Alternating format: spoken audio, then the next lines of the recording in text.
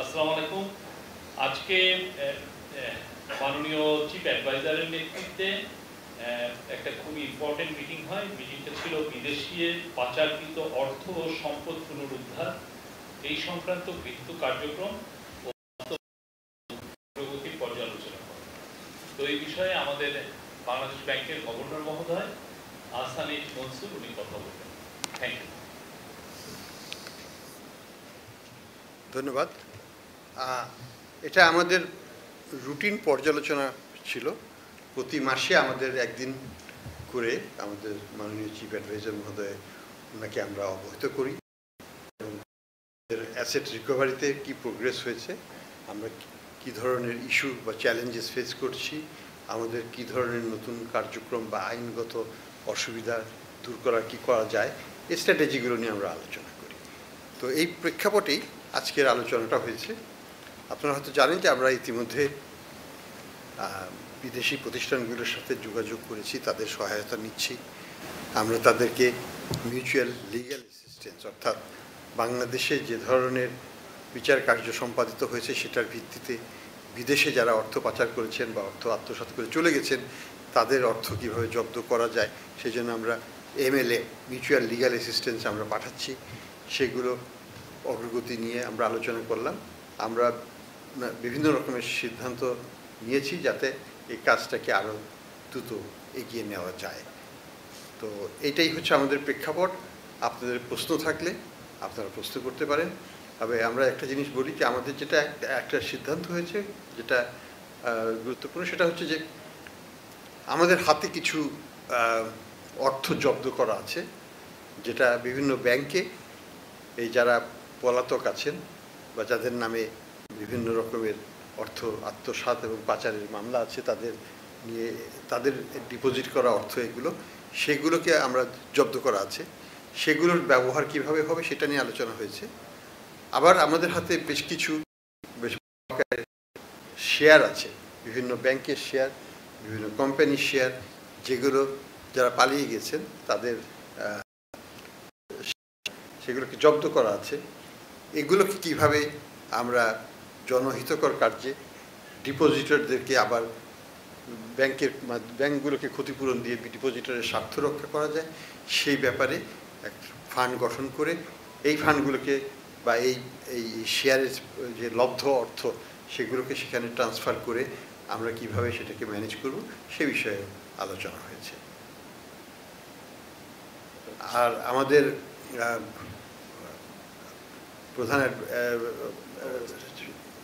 প্রধান উপদেষ্টা লন্ডন সফরে যাবেন, তখনও এটি বিষয়ে উনি কিছু তৎপরতা চালাবেন, সেই বিষয়টা নিয়েও আমরা আলোচনা করেছি।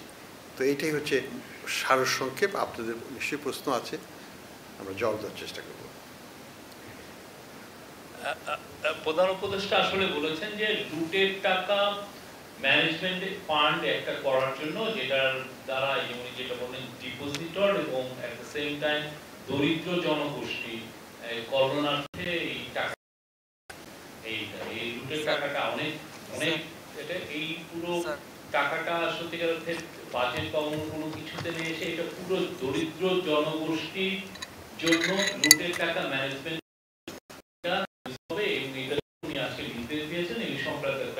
সিদ্ধান্ত হয়েছে। আরো অনেকগুলো বিষয় নিয়ে হয়েছে, আপনারা কোশ্চেন করতে পারেন। আপনার কোশ্চেন করার আগে নাম বলবেন এবং আপনার প্রতিষ্ঠানের নামটা বলবেন। Thank you.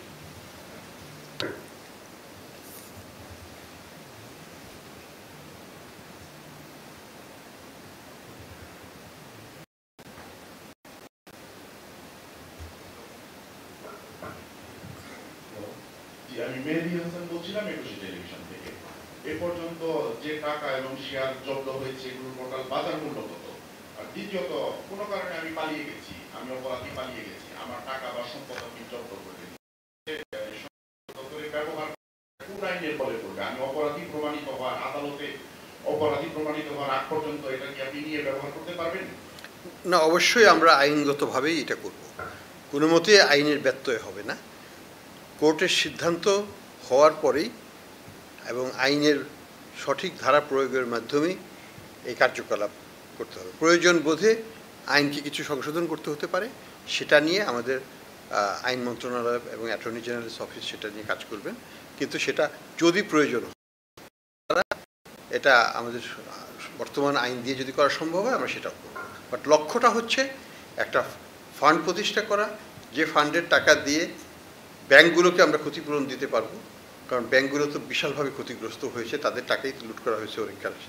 আর বাকি টাকা যেগুলো নন ব্যাংক রিলেটেড অ্যাক্টিভিটি, যেমন হয়তো সেটা দুর্নীতির মাধ্যমে টাকা অর্জন করা হয়েছে, সেটা ব্যাংকের সাথে সম্পর্ক নয়, ব্যাংকের টাকা দিয়ে হয় নাই, সেই ক্ষেত্রে সেই ধরনের সম্পদ সেগুলো যেটা ব্যাংকের সাথে না, যেটা কোলেটারালাইজড না, সেই প্রপার্টিগুলোকে তখন সরকার তাদের আরেকটা ফান্ডে নিয়ে জনহিতকর কাজে সেটাকে ব্যয় করবে, কিন্তু সবই আইনগতভাবে করা হবে, আইনের বাইরে নয়।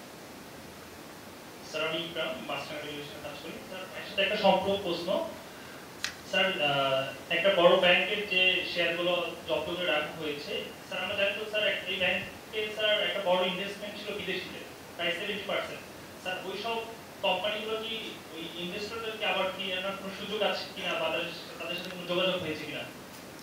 দেখুন, আমরা জানি যে ইসলামিক ব্যাংক যেমন সবচেয়ে বড় ব্যাংক আমাদের, সেখানে বিদেশি বিনিয়োগকারী ছিল, ভালো ভালো বিনিয়োগকারী ছিল, কিন্তু তারা সব চলে গেছে, তারা বর্তমানে নাই, এবং সেই শেয়ারগুলো একই মালিকানাধীনই ছিল, এবং সেটা এখন সরকারের কাছে এটা অবরুদ্ধ অবস্থা আছে।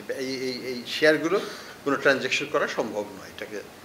তো আইনগত যেটা আমরা করব সেটা হচ্ছে, ধরুন সেই গ্রুপের কত লোন আছে, সেই লোনের টাকাকে তো উদ্ধার করতে হবে। তো যদি আমরা অন্ততপক্ষে অর্ধেক বা তার বেশি এখান থেকে তাদের জব্দ করা এই শেয়ার থেকে বের করতে পারি, তাহলে সেটা আমাদের কাজে লাগবে। তো আমরা মনে করি যেমন শুধু ইসলামী ব্যাংকের যে শেয়ারটা আছে সালম গ্রুপের, এটার মূল্য হয়তো 10 থেকে 15,000 কোটি টাকার মধ্যে হবে।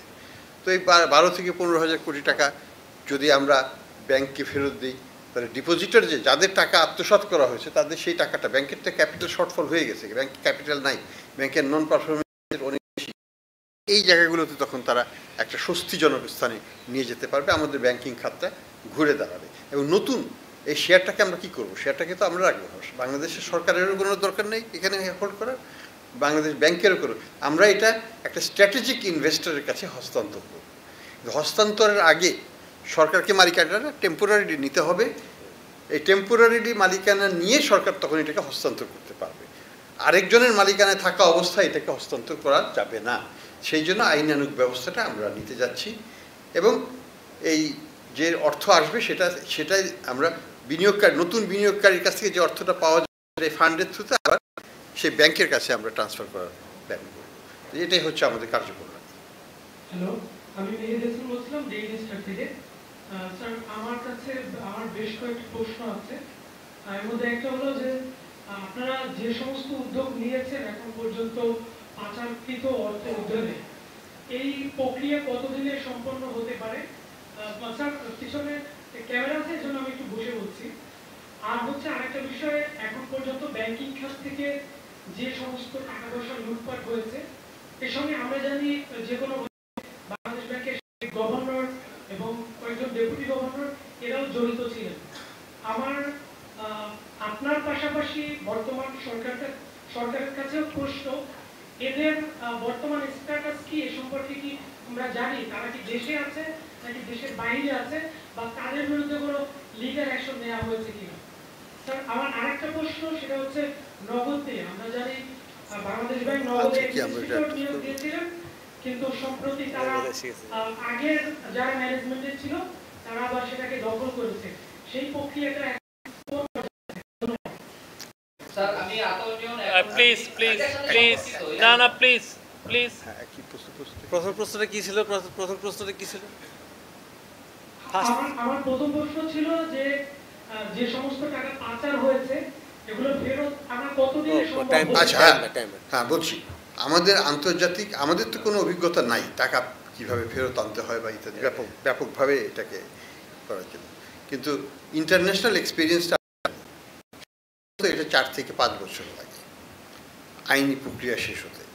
তবে এটার মধ্যে কিছু ইন্টারমিডিয়েট অন্তর্বর্তীকালীন কিছু ব্যবস্থা নেওয়া যায়, যেমন বিদেশে তাদের যে সম্পদ আছে সেই সম্পদকে ফ্রিজ করা যায়, সেটা কিন্তু আপেক্ষিকভাবে বছরখানেকের মধ্যেই করা সম্ভব, আরও কম সময়ে করা সম্ভব, যদি আমরা এটাকে প্রপার আইনি প্রক্রিয়া আমাদের দেশে সম্পন্ন করতে হবে এবং তারপরে এই রিকোয়েস্টটা বিদেশে আমাদেরকে সঠিক প্রণালী করতে হবে। রিকোয়েস্টটা যেটাকে বলি মিউচুয়াল লিগ্যাল অ্যাসিস্ট্যান্স, MLA।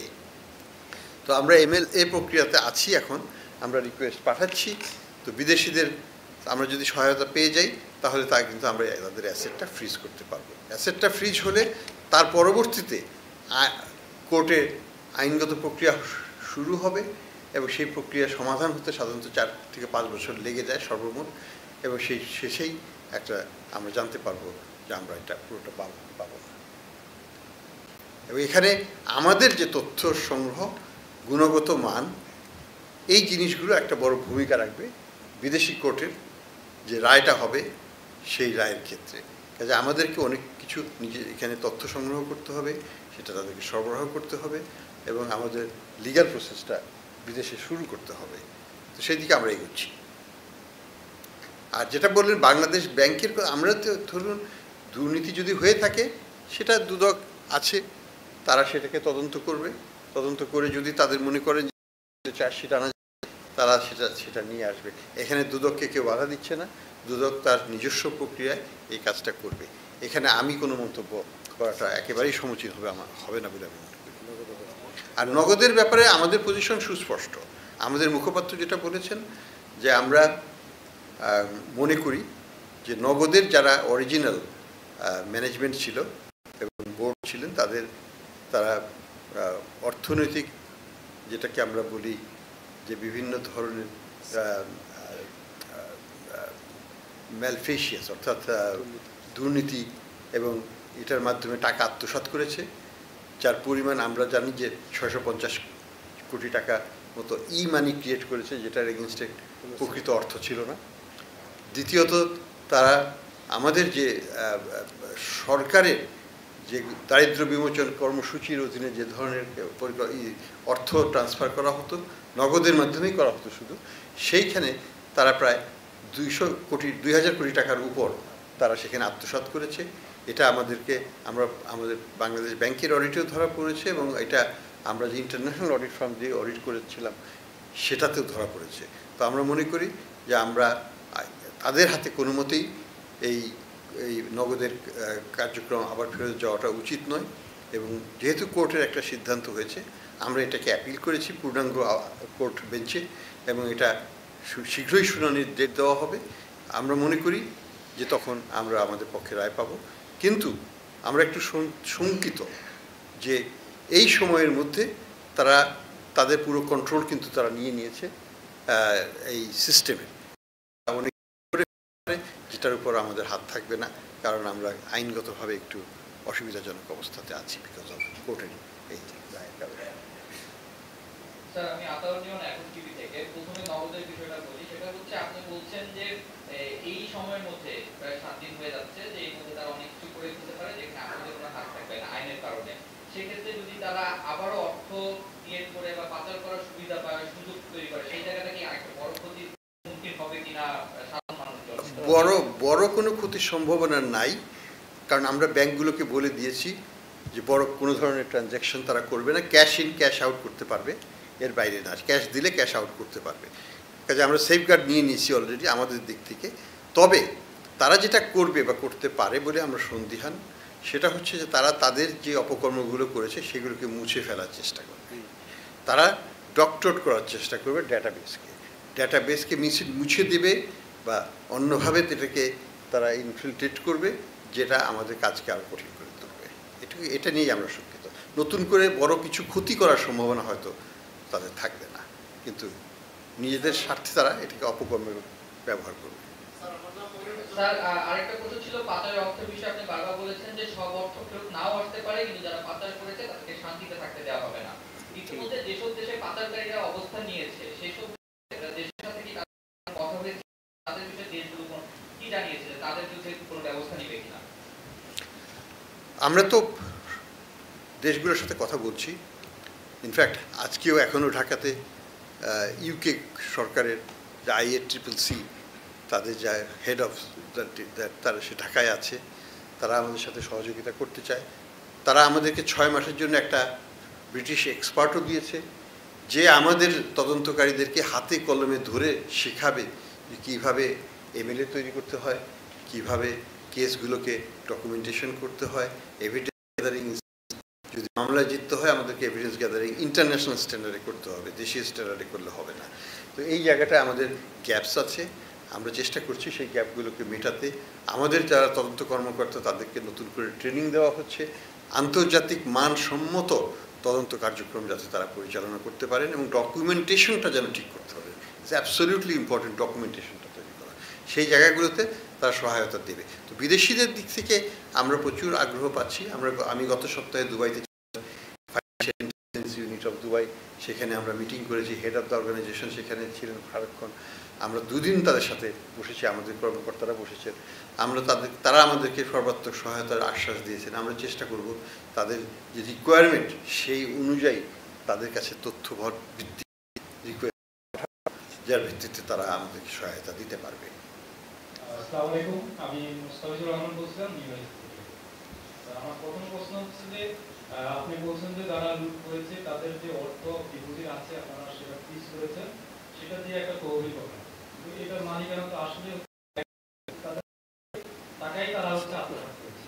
সেই ব্যাংকগুলোর টাকাই তো এখানে হচ্ছে তারাই হচ্ছে আসলে মেন পাওয়া হবে ডিপোজিট, আর সেখানে এটা কিভাবে করবেন, লিগাল কমপ্লেক্সিটি আসবে। প্রশ্ন হচ্ছে যে আপনি একটা জয়েন্ট ইনভেস্টিগেশন করেছিলেন, টিম গঠন করেছিলেন 10টা গ্রুপ এবং হচ্ছে শেখ হাসিনা এবং তার ফ্যামিলি থেকে। সেটার আপডেট কি, আপনারা কি পরিমাণ অর্থ পাচার হয়েছে বা আত্মসাৎ করেছে, এই তথ্যরা আপনারা কি এখন পর্যন্ত বের করতে পারছেন না? পাচার হয়েছে। প্রথম প্রশ্নটা ছিল, প্রথম কোশ্চেনটা আবার একটু বলেন। আপনি বলছেন যে যারা লুট করেছে তাদের যে ডিপোজিট তারা আপনি হচ্ছে হ্যাঁ ঠিক আছে, আমি বলছি এটা হচ্ছে যে আসলে 2 প্রকারের সম্পদ আছে এখানে। ধরুন মিস্টার এক্স, সে হয়তো মন্ত্রীও ছিল, সে হয়তো ব্যাংকের থেকে টাকা নিয়েছে। তো ব্যাংকের যে অর্থ যেগুলো ব্যাংকের থেকে নেওয়া হয়েছে লোন হিসাবে কিন্তু পরিশোধ করা হয়নি, সেই জায়গাটায় সেই টাকাটা ব্যাংকের কাছে আমরা ফেরত দিয়ে দেবো পরবর্তীতে, যদি আমরা এটাকে জব্দ করে থাকি। যেমন তাদের শেয়ারগুলো আছে সেই কোম্পানিতে, হয়তো এস আলমের শেয়ার ধরে বা সাইফুজ্জামানের শেয়ার, সেগুলো আমরা যে ব্যাংকিং শেয়ার সেগুলোকে আমরা ব্যাংকে দিয়ে দিব, কারণ এটা তো ব্যাংকেরই প্রাপ্য। ব্যাংকের এটা হচ্ছে ব্যাংকের অর্থ তারা আত্মসাৎ করেছে, কাজেই সেইখানে তার ক্ষতিপূরণ সেখানে দিতে হবে। আর দ্বিতীয় হচ্ছে যে তারা আবার অন্যভাবে অর্থ আত্মসাৎ করেছে, শুধু যে ব্যাংক থেকে নিয়েছে তা তো নয়। যেমন ভূমিমন্ত্রী হিসাবে অর্থ আত্মসাৎ করতে পারে, সেই অর্থগুলো তো ব্যাংকে যাবে না, সেটা সাধারণ মানুষের কল্যাণে ব্যবহার করা হবে। তো সেই জন্য আমি বলছিলাম যে দুইভাবে ব্যবহার হবে। কিছু অর্থ যাবে যেটা ব্যাংক সংক্রান্ত, ব্যাংক সংশ্লিষ্ট, সেটা ব্যাংকিং ক্ষতিপূরণ হিসাবে যাবে। আর যেটা নন ব্যাংকের সাথে সংশ্লিষ্ট নয় কিন্তু সম্পদ অর্জন করা হয়েছে বিভিন্ন অসৎ উপায়ে, সেগুলো মানুষের কল্যাণে ব্যয় করা হবে ওই ফান্ড থেকে। এটাই সিদ্ধান্ত।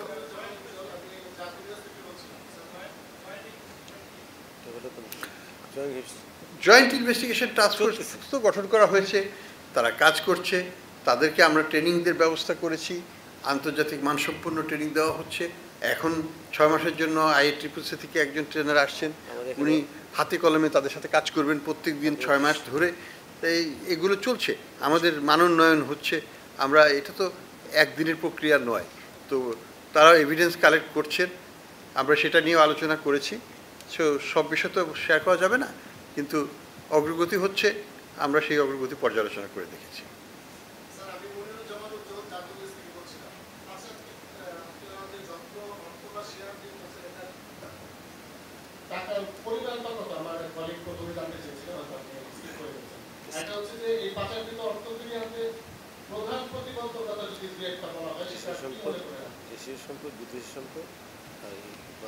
দেখুন, আমাদের যৌথ তদন্ত দল, জয়েন্ট ইনভেস্টিগেশন টিম, তারা প্রত্যেকটা গ্রুপে ভাগ হয়ে গিয়েছেন, 11টা গ্রুপ আছে সেখানে। তারা যার আলাদা আলাদাভাবে আমাদেরকে দিয়েছে, আমরা সেটাকে আলাদা আলাদাভাবে ট্রিট করবো। একজনের সম্পদের বিবরণী অন্য টিমে জানার দরকারও নাই এবং জানাটা দরকার, এটা প্রয়োজন হবে না। আমরা মনে করছি যে আমরা এখনও নতুন নতুন সম্পদ উদ্ঘাটন হচ্ছে, যোগ হচ্ছে, এটা একটা প্রক্রিয়াধীন ব্যাপার। তবে যে সম্পদ আমরা ইতিমধ্যেই পেয়েছি তার ভিত্তিতেই কিন্তু আমরা মামলা রুজু করা হয়েছে এবং সেই সম্পদগুলোকে জব্দ করা হয়েছে। টোটাল অ্যামাউন্টটা তো আমরা এখনই বলতে পারবো না, কারণ এটা বাড়ছে, এটা বাড়তেই থাকবে আগামীতেও, কারণ নতুন নতুন জিনিস উদ্ঘাটিত হয় এবং সেটা তখন সেখানে যোগ হয়। এটা এইভাবে বলাটা ঠিকও না যে এটা একটা আনুমানিক ভিত্তিতে অন্যরা বলেছেন, কিন্তু আমরা তো আইনগতভাবে তো করতে গেলে আমাদেরকে, যেমন একটা জিনিস আছে যে দালালি মূল্যটা আমাদেরকে দেখাতে হয়, আমরা তো মার্কেট ভ্যালুও দেখাতে পারি না সেখানে, কিন্তু মার্কেট ভ্যালু তো অনেক বেশি হয়, তাই না? কাজে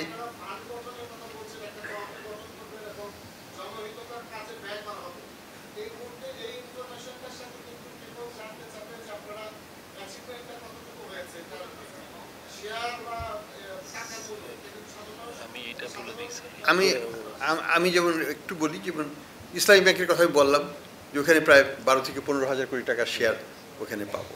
এইভাবে বিভিন্ন ব্যাংকের বিভিন্ন আকারের শেয়ার জব্দ করা আছে আমাদের কাছে, সেগুলো আমরা পাবো। অর্থ আছে,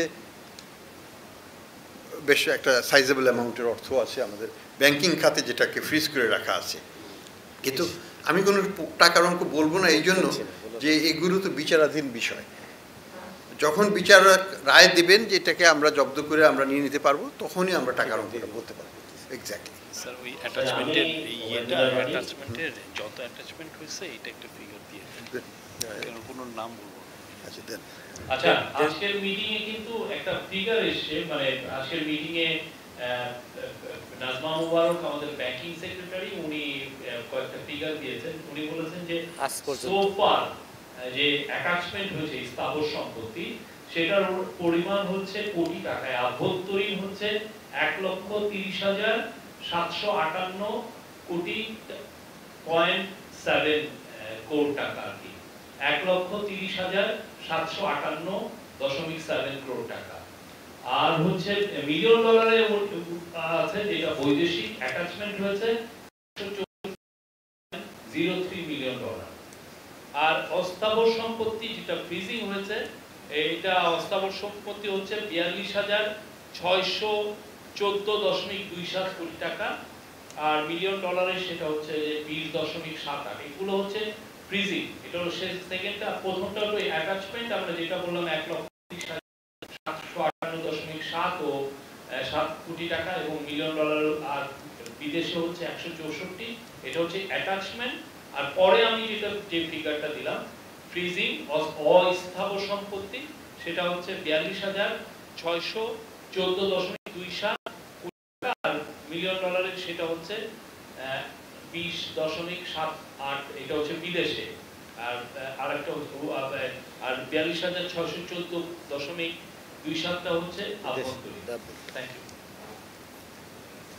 আমি ওবায়দুল্লাহ রানী, সমকাল পত্রিকায় কাজ করি। আমার দুইটা কোশ্চেন স্যার। আপনার কাছে একটা কোশ্চেন হলো যে এই আপনাদের টেনিয়রে আসলে এই বিষয়গুলো আপনারা এই ফান্ডটা গঠন করে যেতে পারবেন কিনা, এটা আপনারা একটু স্পষ্ট করবেন। আরেকটা হলো শফিক ভাইয়ের কাছে আমার একটা কোশ্চেন, সেটা হলো যে নগদ নিয়ে যে সিচুয়েশনটা তৈরি হয়েছে, তো ধরেন এখানে কি প্যারালাল একটা গভর্নমেন্ট কাজ করছে কিনা? কারণ দেখা যাচ্ছে যে বেশ কিছু ঘটনা আমরা দেখেছি, বিশেষ করে ব্যাংকিং ইস্যুতে, যে এখানে বিএনপি পন্থী কিছু আইনজীবী মানে ওই পক্ষের হয়ে লড়ছে এবং তাদের পক্ষে রায় যাচ্ছে।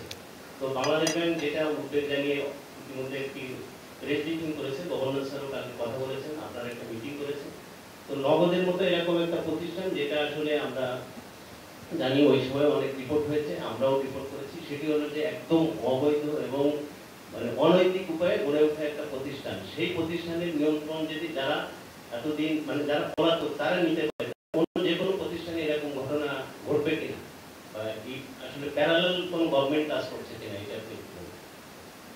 আচ্ছা, প্রথমটা ব্যাপারে আমি একটু বলি। আমরা মনে করি যে এই ফান্ডটা আমরা গঠন করে যেতে পারবো না, এটা ব্যবহার আমরা বহুলাংশে করেছি। কারণ হচ্ছে যে এই টাকাটা সরকারের হাতেই আছে, জব্দ করা আছে।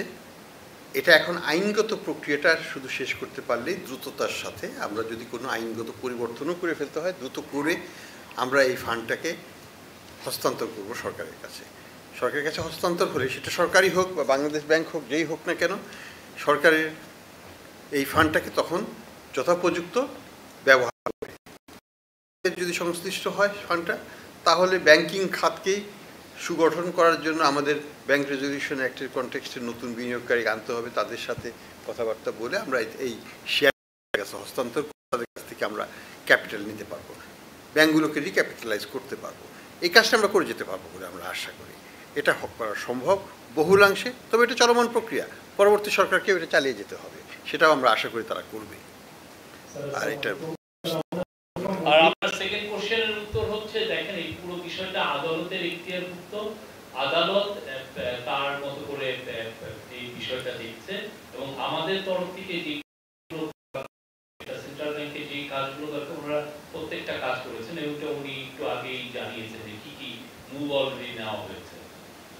এটা আদালতের বিষয়ে, আমরা এই বিষয়ে আসলে কমেন্ট করতে পারছি।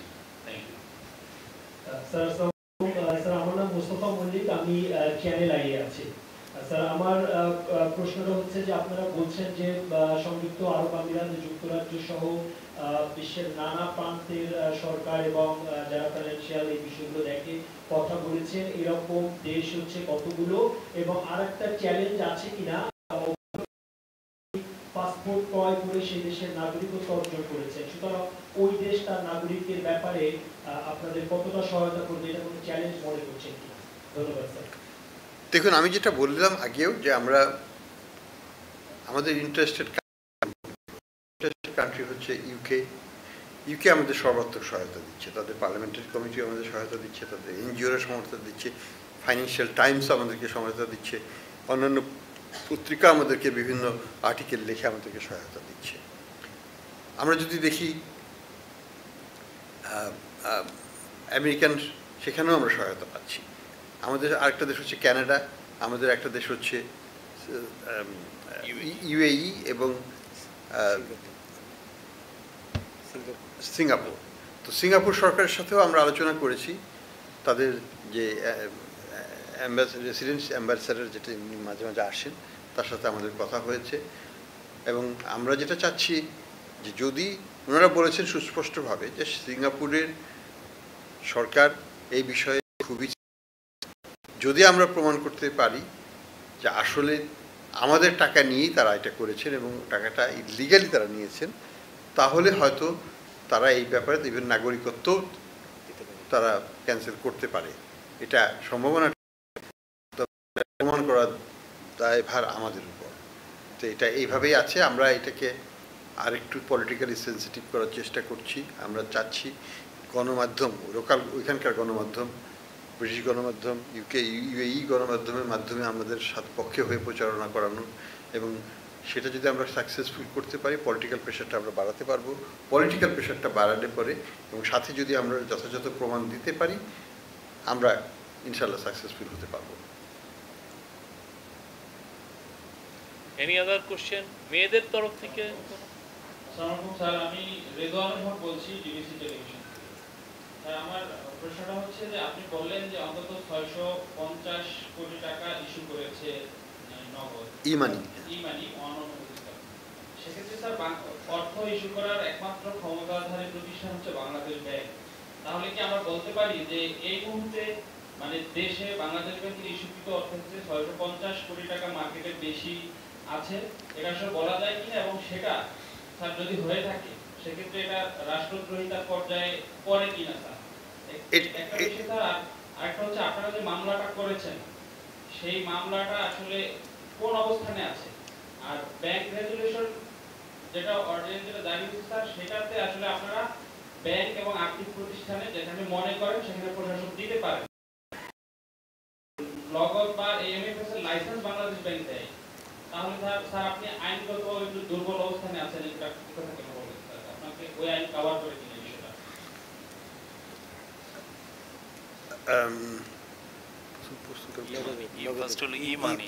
আচ্ছা, নগদের ই-মানির ব্যাপারটা হচ্ছে এবার অ্যাবসলিউটলি রাইট যে মানি ক্রিয়েশনের ক্ষমতা একমাত্র বাংলাদেশ ব্যাংকেরই আছে আইনগতভাবে। বাংলাদেশের কনটেক্সটে যে কোনো সেন্ট্রাল ব্যাংকের এই ক্ষমতাটা এককভাবে থাকে, অন্য কারো এই ক্ষমতা থাকে না।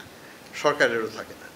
এখন কথাটা হচ্ছে যে এটা তারা করেছে এবং it is absolutely positively illegal, এবং সেই জন্যই আমরা বলছি তারা প্রতারণা করেছে, তারা জালিয়াতি করেছে, তারা নতুন মানে এটা নকল করে টাকা ছাপানোর মতোই, ইকুইভ্যালেন্ট টু দ্যাট। হ্যাঁ, তারা অতিরিক্ত টাকা এটা বাজারে ছেড়েছে, যেটা ছাড়ার অধিকার তাদের নাই। আইন হচ্ছে 1 টাকা ব্যাংকে রেখে 1 টাকার ই মানি ক্রিয়েট হবে। তারা যে টাকা ব্যাংকে রেখেছে তার চাইতে 650 কোটি টাকা বেশি ই মানি ক্রিয়েট করেছে, অর্থাৎ এটা তো জালিয়াতি। কাজে সেই জন্য আমরা তাদেরকে জালিয়াতি হিসাবে চিহ্নিত করছি, এবং আমরা এখনও মনে করি যে তারা জালিয়াতি করেছে এবং সেটার জন্য তাদের দৃষ্টান্তমূলক শাস্তি হওয়ার দরকার আছে। এটা আমাদের পজিশন। হ্যাঁ, এখন যেটা হচ্ছে যে ব্যাংক রেজলিউশন অ্যাক্টের কথা বলছিলেন, ব্যাংক রেজলিউশন অ্যাক্ট একটা শক্তিশালী আইন, এটা আমরা এখনও প্রয়োগ করি নাই, আমরা প্রয়োগ করতে যাচ্ছি সামনে। এটা প্রয়োগ করার আগে আমাদেরকে যথেষ্ট হোমওয়ার্ক করতে হবে, প্রস্তুতি নিতে হবে, তারপরে আমরা এটাতে আসবো এবং ধাপে ধাপে যাব। আমরা একবারে সবগুলো জায়গায় ইন্টারভেনশন করলে আমরা এটাকে ম্যানেজ করতে পারবো না, আমরা ম্যানেজেবল ওয়েতে এটা করার চেষ্টা করব। আমরা আশা করি এখানে এটা কার্যকরীভাবে আমরা ইমপ্লিমেন্ট করবো আগামী, যাতে আমাদের ব্যাংকিং খাত আবার ঘুরে দাঁড়াতে পারে।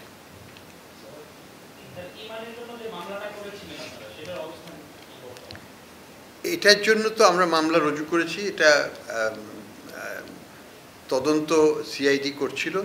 আমরা গতকাল তাদেরকে বলেছি আমাকে রিপোর্ট দিতে, আজকে বিকেলে তারা একটা রিপোর্ট দেবে, তো আমরা সেটার ভিত্তিতে দেখব, তদন্ত কর্মকর্তার কাছ থেকে শুনবো আমরা যে আমরা চাই এটা যেন খুব দ্রুত আইনগতভাবে এটাকে এগিয়ে যায়, কারণ এটা নিয়ে আমাদের কোনো নাই, সন্দেহ নাই।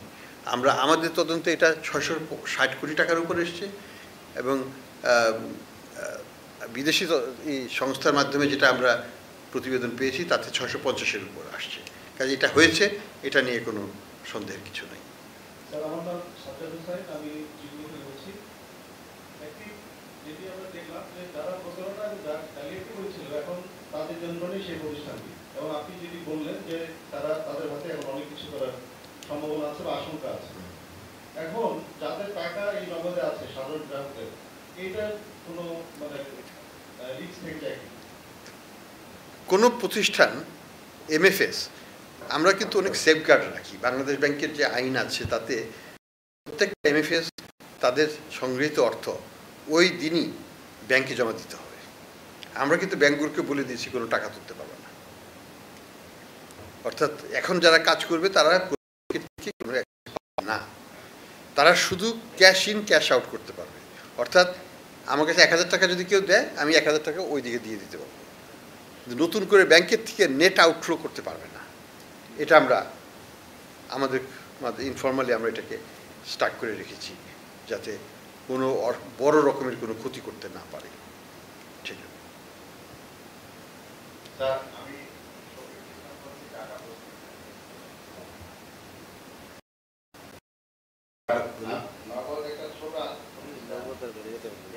আর্থিক প্রতিষ্ঠানের মামলা আইনের কারণে আপনারা খুব চাপে আছেন।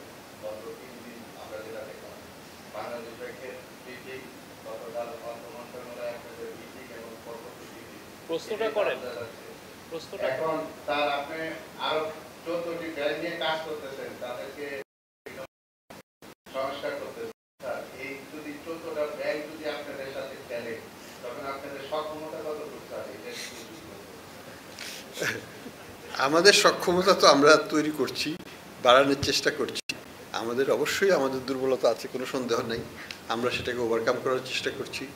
এখন কথা সেই জন্যই আমি বললাম যে আমরা ধাপে ধাপে এগোবো। একবারে সবগুলো 14টা ব্যাংক আমরা রেডি করতে পারবো না, বা 14টা বা আরও বেশি ব্যাংক হয়তো আসতে পারে, সেগুলোকে আমরা হ্যান্ডেল করব। আমরা ধাপে ধাপে এগোবো, আমাদের সক্ষমতা অনুযায়ী আমরা এগোবো। যেটুকু গিলতে পারবো না সেটুকু প্লেটে নেব না, যেটুকু খেতে পারবো সেটুকুই নেব। আমি প্রথমে কাজ করি। স্যার, আপনি বলতেন যে টোটাল আসলে কত টাকা ব্যাংক এবং আর্থিক প্রতিষ্ঠানগুলো থেকে লুট হয়েছে, আপনারা যাদের নিয়ে তদন্ত করছেন। আর আপনি শুরু থেকে বলছিলেন যে আপনার যারা টাকা পাচার করছে তাদেরকে আপনি শান্তিতে থাকতে দেবেন না, তারা তো খুব ভালো শান্তিতে আছে। আমরা দেখতেছি দেশে যারা আছে এবং বিদেশে আছে, আমরা যে যেগুলো তাদেরকে আমরা খবর পাই, কথা হয় আমাদের সাথে অনেকে, তারা খুব ভালো আছে, তারা পরবর্তীতে আমরা অল্প কিছুদিনের মধ্যে দেশে চলে আসবো, 5 মাস 6 মাস পরে চলে এখন পর্যন্ত। না, আমি প্রথমটার আমি জবাব আগেই দিয়ে দিয়েছি, ওটাকে আর আমি যাচ্ছি না। দ্বিতীয়টার ব্যাপারে আমি বলবো যে তারা যে শান্তিতে আছে সেটা আমি মনে করি না। তারা নিজেদের লয়ার নিচ্ছে, বড় বড় লয়ার নিচ্ছে। আমরা শুনছি সালম যে লয়ার নিচ্ছে সেটা নাকি $30 মিলিয়ন তার বার্ষিক তাদের ব্যয় হবে। তো এগুলো তো শান্তির লক্ষণ না।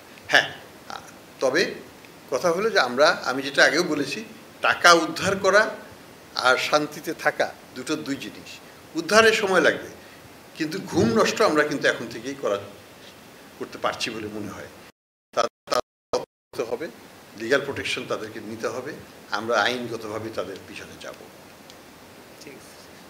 ঠিক আছে, ধন্যবাদ। আরেকটা বিষয়, শান্তিতে যে ন্যায় তার আরেকটা রিফ্লেকশন হচ্ছে, আমরা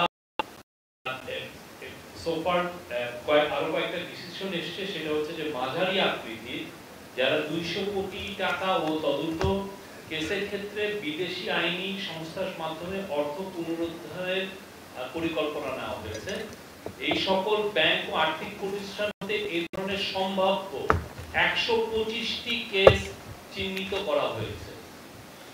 এ পর্যন্ত 20টি আন্তর্জাতিক আইনি সংস্থা ও লিটিগেশন ফান্ডের নিকট আবেদন পাওয়া গেছে।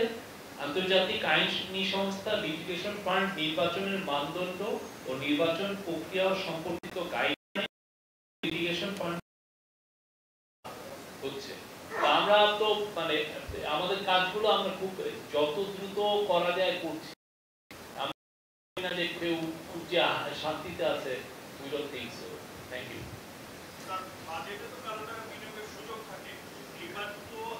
না, এটা আজকের বিষয়। পরে ঠিক আছে, থ্যাংক ইউ।